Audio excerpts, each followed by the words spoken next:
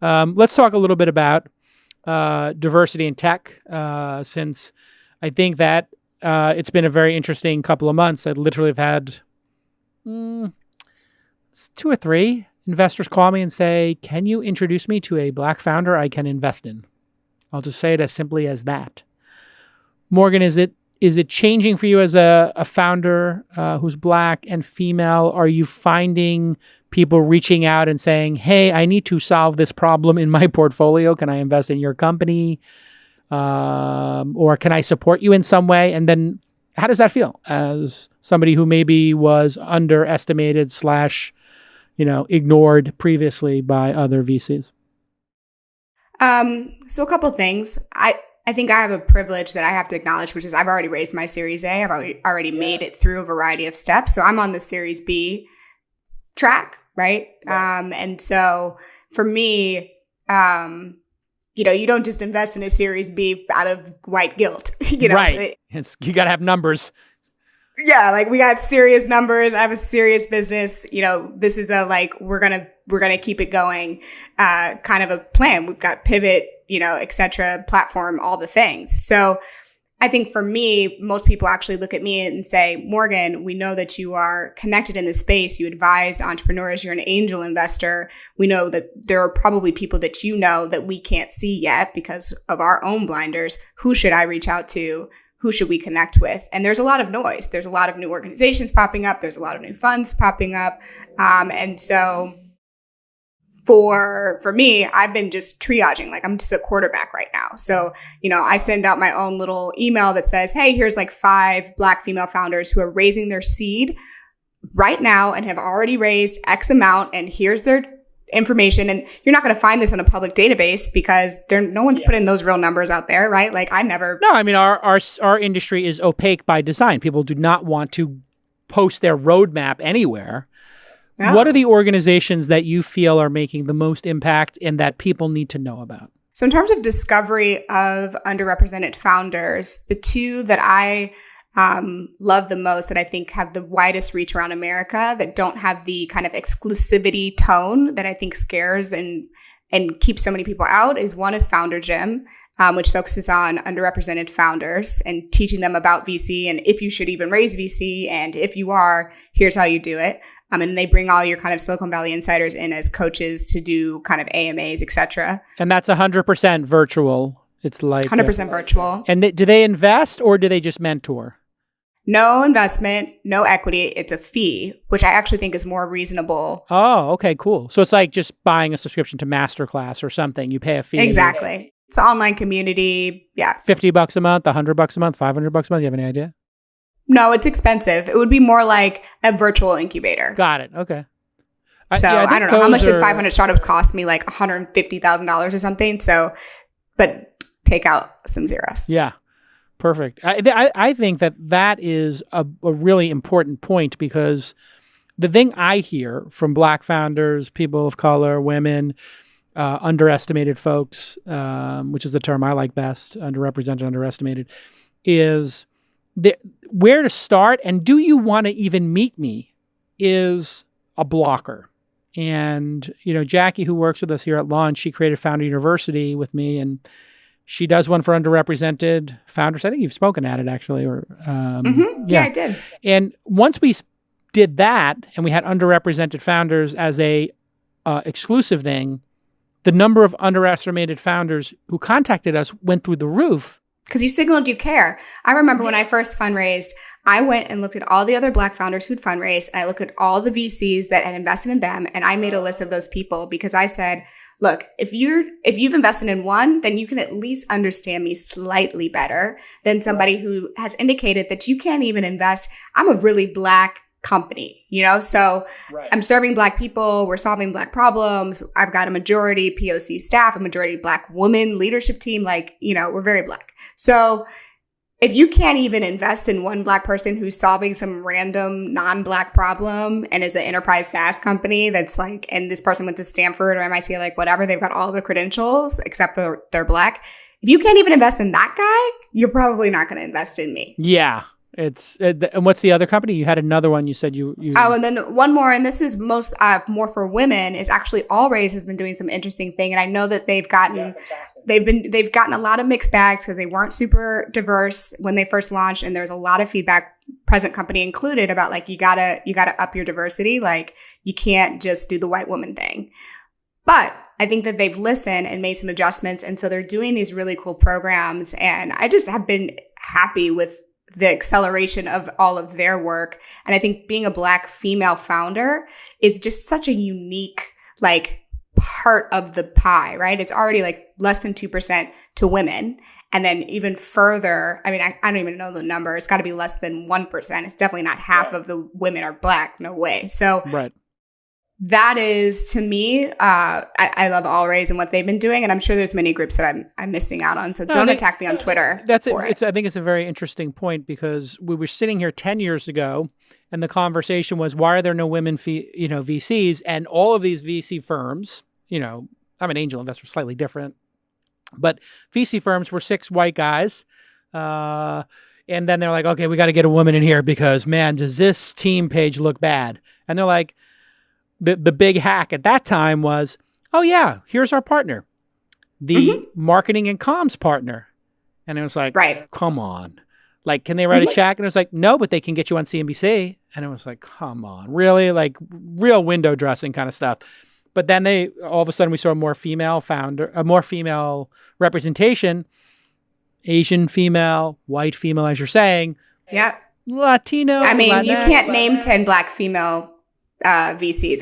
I could challenge most people. They probably couldn't name 10. Monique Woodward, Arlen Hamilton. 2. Yeah. There's more. I know there's more. Keep going. No, tell me, because I'm not very good with names, but I'm just going down the list of people we've had on the podcast recently. I mean, there's tons of angels like Heather Hiles. She was. I mean, I'm not going to go into it because it's too long. I mean, a lot of Black male VCs too. A lot more, I should say. Well, and they have funds that they own. So they've raised $20 million funds, 15, 30, 50, 100, $250 million funds. I think the biggest a Black woman has raised is maybe 75 or 100. It is one of the final pieces of the puzzle, I think, in terms of just we have to get it done. I mean, the fact that we're sitting here still having this discussion, it's 2020, it's just bizarre to me. Yeah, but whose problem is it to solve? I think there's no one person's responsibility that it is. And I certainly do think it's like white people have to solve this to some extent. I also started my company because I was like, I'm not waiting for white people to solve my problems. So we got to get going on our end too. Like, my friends who are founders need to exit so they can just go be billionaires, and like, let's just be the PayPal mafia and like do our own thing. Like, why? I think that's like a great insight as well. Alex, you had something to add? Oh, I was just going to say on the doing something part of this, I have a list of VCs that I talk to, and I've started just writing down the list of every Black VC that I hear about, and I'm trying to expand my entire roster of people that I talk to for stories, for insight that I get on the phone with, and I'm just going to, I guess, brute force diversify it and try somewhat harder to not be. I had some diverse people on my list, but it was mostly white dudes. And I just decided that wasn't okay. And I wasn't going to try to do this by small steps. I was just going to go find everybody and try to get their email address and start talking to them. And so I think that's the kind of thing that will increase representation in stories and media and will have a positive effect. And I'm encouraged that I'm not alone in trying to be less bad about this. I'm trying to be better. And I think the last thing I would say is like, let's ask Black people about their businesses, one thing I even appreciate this conversation, we're not just sitting here talking about Black people all the time. Like, we're not just inviting me onto the show to just talk about Blackness. Like, no, why? Like, I can talk about a variety of things. I'm always going to represent Black people from my voice. That is my lens of the world, and my company and my community. But at the same time, let's also not just continue to perpetuate it by then saying, oh, we must have a Black person on this panel. And then we ask the Black person, here we go. Yeah. Like, what is it like to be Black? And it's like, well, why don't you ask them like why they've raised $10 million, or like how they grew and scaled their team, or like whatever questions you ask everyone else. Yeah, that is, I think, a super important thing for people to keep in mind, because I hear that over and over again when we're interviewing people for our accelerator, which is like, wow, you guys actually are interested in our business and the details of our business. And not once did we ask you about like, hey, what's it like to be a Black female founder? It's like, Exactly. tell me about your customers. What's your lifetime value? Can you take me through the unit economics? It's our job to increase and find more founders, but we should be asking the same questions, right? It should be the same process, but you just, we do internally is we just hold ourselves to, we just didn't find enough people for this class. When we're talking about the accelerator, we really need to work harder to get more people to apply. We have to go find people to apply. We have to go let people know that, we are looking to make those investments. And now since we've got a pretty decent track record, it's not exactly where I want it to be, but I feel like we've made massive progress in the last 2 years. Now I'm getting VCs asking me, like, how did you do it? And I'm like, Deal flow.